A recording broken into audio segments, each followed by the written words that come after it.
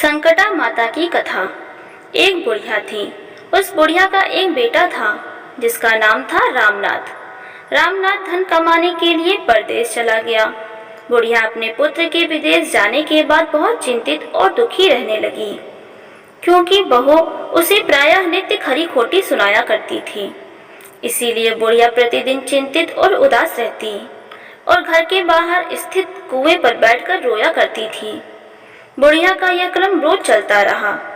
एक दिन कुएं में से दिए की माँ नामक एक स्त्री निकली और उसने बुढ़िया से पूछा, बूढ़ी माँ, तुम इस तरह बैठकर क्यों रोती हो?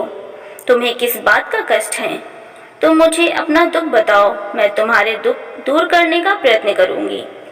बुढ़िया ने उस स्त्री का प्रश्न सुनकर कोई भी जवाब नहीं दिया और रोती ही रही। दिए की माँ बार बार एक प्रश्न दोहराती रही। वह बुढ़िया इस बात से झुंझुला उठी। उस बुढ़िया ने दिए की माँ से कहा, तुम मुझे बार बार ऐसा क्यों पूछ रही हो? क्या सचमुच ही तुम मेरा दुख जानकर उसे दूर कर दोगी? बुढ़िया की बात सुनकर दिए की माँ ने उत्तर दिया, मैं अवश्य ही तुम्हारे कष्टों को दूर करने का प्रयत्न करूंगी। बुढ़िया ने दिया की माँ का ऐसा आश्वासन पाकर कहा, मेरा बेटा कमाने के लिए परदेश चला गया है। उसके पीछे मेरी बहू मुझे बहुत बुरा भला कहती रहती है। यही मेरे दुख का कारण है। बुढ़िया की बात सुनकर दिए की माँ ने कहा, यहाँ के वन में संकटा माता रहती हैं। तुम अपना दुख उनसे सुनाकर कष्ट से छुटकारा पाने के लिए प्रार्थना करो। माँ बहुत दयालु है, दुखियों के प्रति बहुत सहानुभूति रखती है। निसंतानों को संतान, निर्धनों को धनवान, निर्बल को बनवार और अभागों को भाग्यवान बनाती है।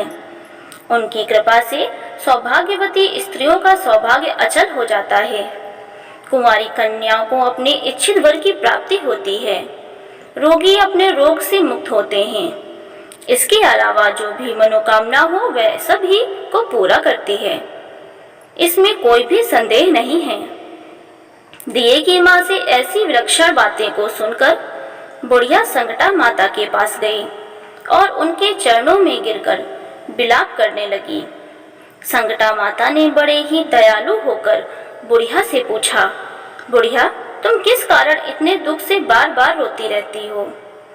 बुढ़िया ने कहा, हे माता, आप तो सब कुछ जानती हो। आपसे तो कुछ भी छिपा नहीं है। आप मेरे दुख को दूर करने का आश्वासन दें तो मैं अपने दुखद गाथा आपको सुनाऊं। बुढ़िया की बात सुनकर संकटा माता ने कहा, मुझे पहले अपना दुख बताओ। दुखियों का दुख दूर करना ही मेरा काम है। संकटा माता के ऐसा कहने पर बुढ़िया ने कहा, हे माता, मेरा लाडला लड़का परदेश चला गया है। उसके घर में न रहने से मेरी बहू मुझे बहुत तरह तरह की बातें सुनाया करती है। उसकी बातें मुझसे सहन नहीं होती। इसी कारण परेशान होकर मैं बार बार रोया करती हूँ। बुढ़िया की इस दर्द भरी कथा को सुनकर संकटा माता ने कहा, तुम घर जाकर मेरे लिए मन्नत मनौती मांगकर मेरी पूजा करो। इससे तुम्हारा लड़का सकुशल घर वापस आ जाएगा। मेरी पूजा के दिन सुहागन स्त्रियों को आमंत्रित कर उन्हें भोजन कराना। ऐसा करने से तुम्हारा लड़का अवश्य ही तुम्हारे पास आ जाएगा। संकटा माता के कहे अनुसार उस बुढ़िया ने मनौती मांगकर पूजा की और सुहागिन स्त्रियों को भोजन के लिए आमंत्रित किया। परंतु विचित्र बात यह हुई, जब बुढ़िया ने स्त्रियों के लिए लड्डू बनाने शुरू किए तो उससे 7 की जगह 8 लड्डू बन गए। इस बात से बुढ़िया बहुत ही असमंजस में पड़ गई। ऐसा होने का क्या कारण है? कहीं मुझसे गिनने में तो गलती नहीं हो रही, अथवा अपने आप 8 लड्डू बन जाने का कोई अन्य कारण है? उसी समय संकटा माता एक वृद्ध स्त्री के रूप में बुढ़िया के सामने प्रकट हुई और बुढ़िया से पूछा, क्यों बुढ़िया, आज तुम्हारे यहाँ कोई उत्सव है क्या? यह सुनकर बुढ़िया बोली, आज मैंने संकटा माता की पूजा की है और सुहागिन स्त्रियों को भोजन के लिए आमंत्रित किया है। किंतु जब गिनकर 7 लड्डू बनाती हूँ तो वे लड्डू अपने आप ही 8 बन जाते हैं। मैं इसी बात से चिंता में पड़ गई हूँ। बुढ़िया की बात सुनकर संकटा माता ने कहा, क्या तुमने किसी बुढ़िया को भी आमंत्रित किया है? बुढ़िया कहने लगी, नहीं, मैंने ऐसा नहीं किया। परंतु तुम कौन हो? संकटा माता ने कहा, मैं बुढ़िया हूँ, मुझे ही आमंत्रित कर लो। ऐसा सुनकर बुढ़िया ने उस बुढ़िया रूपी धारी संकटा माता को भोजन के लिए आमंत्रित कर लिया। इसके बाद बुढ़िया के घर पर सभी आमंत्रित सुहागिनें आ पहुंची और बुढ़िया ने सबको लड्डू तथा अन्य मिठाई आदि का भोजन कराया। इससे संकटा माता उस बुढ़िया पर बहुत प्रसन्न हुई और माता की कृपा से उस बुढ़िया के बेटे के मन में अपनी माता और पत्नी से मिलने की इच्छा उत्पन्न हुई और वह अपने घर के लिए चल दिया। कुछ दिन बीतने के बाद वह बुढ़िया संकटा माता की पूजा कर सुहागिनी को भोजन करा रही थी कि किसी ने उससे लड़के के आने की सूचना दी, लेकिन बुढ़िया अपने काम में लगी रही। उसने कहा, लड़की को बैठने दो, मैं सुहागिनों को जमा कर अभी आती हूँ। लड़के की बहू ने पति के आने का समाचार सुना। उसी क्षण पति के स्वागत के लिए तुरंत घर की ओर चल दी। लड़के ने अपनी पत्नी को देखकर मन में सोचा कि मेरी स्त्री मेरे प्रति कितना प्रेम रखती है, जो खबर पाते ही मुझसे मिलने आ गई। परंतु मेरी माँ मुझ पर जरा भी प्रेम नहीं करती। मेरे आने की खबर पाकर भी मेरी माँ मुझसे मिलने नहीं आई। जब पूजा का काम समाप्त हो गया, सभी सुहागिनें भोजन करके अपने अपने घर लौट गईं। बुढ़िया अपने बेटे से मिलने के लिए उसके पास पहुंची। माँ के आने पर लड़के ने पूछा, माँ अब तक कहाँ थी? माँ ने कहा, बेटा मैंने तुम्हारी कुशलता के लिए संकटा माता से मनौती मांग रखी थी। उसी को पूरा करने के लिए सुहागिनें जमा कर रही थी। संकटा माता की कृपा से उनका मन अपनी पत्नी से हट गया। उसने माँ से कहा, माँ या तो मैं यहाँ रहूँगा या ये यहाँ रहेगी। बुढ़िया ने कहा, बेटा तुम्हें मैंने बड़ी कठिन तपस्या से पाया है, इसीलिए तुम्हें छोड़ नहीं सकती। इसलिए चाहे बहू का त्याग भी करना पड़े मैं कर सकती हूँ। अतः लड़के ने अपनी स्त्री को घर से निकाल दिया। घर से निकाल कर बाहर आई तो बहुत दुखी मन से एक पीपल के पेड़ के नीचे बैठकर रोने लगी। एक राजा उधर से जा रहा था। उसे रोता देखकर राजा रुका और पूछा, तुम क्यों रो रही हो? तब उसने अपनी सारी व्यथा राजा को कह सुनाई। राजा ने कहा, आज से तुम मेरी धर्म बहन हो, इसलिए रो मत। मैं तुम्हारे सभी कष्टों को दूर करने का प्रयास करूंगा। यह कहकर राजा उस स्त्री को अपने महल में ले गया। महल ले जाकर राजा ने रानी को सारी कथा सुनाई और रानी को कहा, देखो आज से मेरी यह धर्म बहन है, इसी महल में रहेगी और इसको किसी भी प्रकार का कष्ट नहीं होना चाहिए।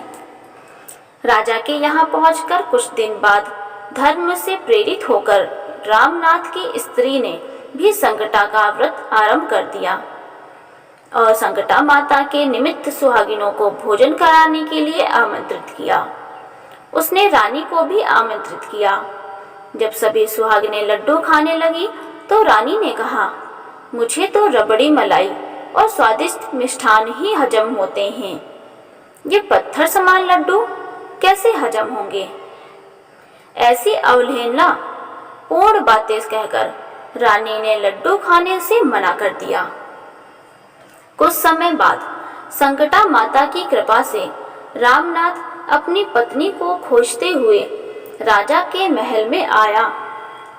वहां आकर अपनी पत्नी को संकटा माता की पूजा करते हुए देखा तो संकटा माता को हाथ जोड़कर प्रणाम किया और अपनी पत्नी से कहा, प्रिय मेरे अपराध को क्षमा करो। पत्नी ने कहा, हे नाथ, यह सब प्रारब्ध से ही होता है, इसमें आपका कोई दोष नहीं है।